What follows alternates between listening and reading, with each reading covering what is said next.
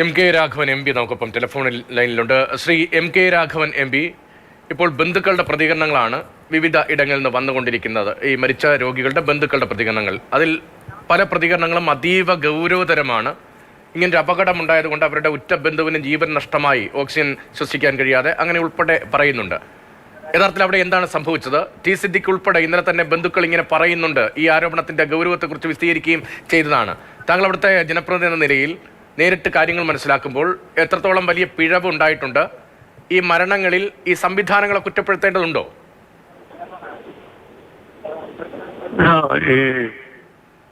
Scanning മുറിയിലുണ്ടായ ഒരു പൊട്ടിത്തെറിയാണ്.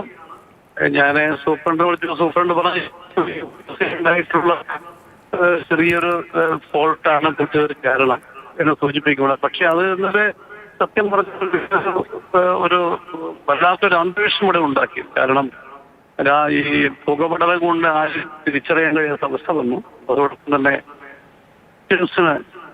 മാറ്റാനുള്ള ഒരു ധൃതി എന്നൊക്കെ പുറത്തേക്ക് കൊണ്ടുവരാനുള്ള പാട് എല്ലാവരും നേരിൽ കണ്ടതാണ്.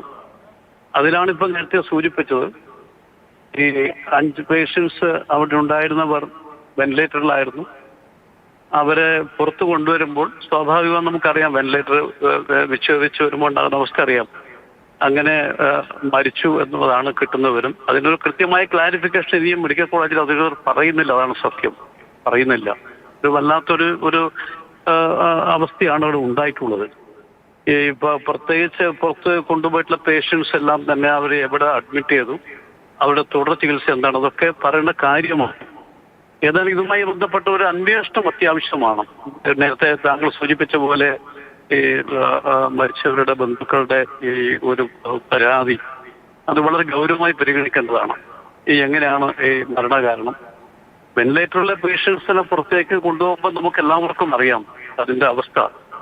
പക്ഷെ അവരെങ്ങനെയാണ് മരിച്ചത്, ആ മരിച്ച കാര്യങ്ങളെ കുറിച്ച് കൃത്യമായി അന്വേഷണത്തിലൂടെ കൊണ്ടുവരേണ്ട വിഷയമാണ്. അതിന്റെ കൃത്യമായി മറുപടി പറയേണ്ടതും കോളേജിന്റെ ഉത്തരവാദപ്പെട്ട ആളുകളാണ്. ഇപ്പോൾ ആരോഗ്യമന്ത്രി മെഡിക്കൽ വിദ്യാഭ്യാസ വകുപ്പ് ഡയറക്ടറോട് അന്വേഷണത്തിന് ഇന്നലെ തന്നെ നിർദ്ദേശം നൽകിയിട്ടുണ്ട്. അന്വേഷണം അതിന്റെ വഴിക്ക് നടക്കും. പലവിധ അന്വേഷണങ്ങൾ നമ്മൾ ആരോഗ്യ മേഖലയുമായി ഒക്കെ ബന്ധപ്പെട്ട് കണ്ടിട്ടുണ്ട്. ഇപ്പോൾ ഒരു സ്ത്രീ വയറ്റിൽ കത്രിക കുടുങ്ങിയിട്ട് എത്ര കാലം ആ ദുരിതം സമരമിരിക്കേണ്ടിയൊക്കെ വന്നു. അങ്ങയുടെ വാക്കുകൾ എത്ര ഗൗരവം കുറഞ്ഞു പോകുന്നു എന്ന സംശയമുണ്ട്. കാരണം അല്പം മുമ്പ് സംസാരിച്ച ഗംഗാധരൻ എന്ന മരിച്ചയാളുടെ ബന്ധു പറഞ്ഞത് പരിപൂർണമായി ഓക്സിജൻ നിലച്ചുപോയി, ഓക്സിജൻ കിട്ടാത്തത് കൊണ്ടാണ്. ഈ പുതിയ കെട്ടിടത്തിൽ എന്താണ് റാമ്പ് പോലും ഇല്ലാത്തത്? വൈദ്യുതി പോകുമ്പോൾ അവിടെ ലിഫ്റ്റ് ഇല്ലാതാകുന്നു. അവിടെ ഈ അപകടമുണ്ടായാൽ അതിന് മുന്നറിയിപ്പ് നൽകാൻ ശബ്ദ സംവിധാനം ഇല്ലാതെ പോകുന്നു. ഇത്രയധികം പുതിയ ഡിപ്പാർട്ട്മെന്റുകൾ അവിടേക്ക് മാറുമ്പോൾ വൈദ്യുതീകരണമൊക്കെ ആ നിലയിൽ തന്നെ വേണ്ടിയിരുന്നില്ലേ? അത്തരം വീഴ്ചകൾ ഉണ്ടോ? അങ്ങനെ തോന്നുന്നു. അവിടെ ഉണ്ടായത് PMSSY പ്രോജക്റ്റാണ് ഈ ഒരു 7 നില കെട്ടിടം ഉണ്ടാകാൻ കാരണം. പക്ഷെ അവിടെ വേണ്ടത്ര സ്റ്റാഫിന് ഇപ്പോൾ നിയമിക്കാൻ കഴിഞ്ഞാതാണ് ഒരിക്കണം. നേരത്തെ ഗവൺമെന്റിന്റെ പ്രോജക്റ്റ് അനുവദിക്കുമ്പോൾ ഒരു MOU ഉണ്ട് സ്റ്റേറ്റ് ഗവൺമെന്റുമായിട്ട്. ആവശ്യമായ ഒരു സ്റ്റാഫ് നിയമിച്ചില്ലാത്ത കഴിഞ്ഞ എത്ര കാലമായി സ്റ്റാഫില്ലാതെ എത്ര ഓപ്പറേഷൻ തിയേറ്റർ അടച്ചു കിടക്കുന്നു.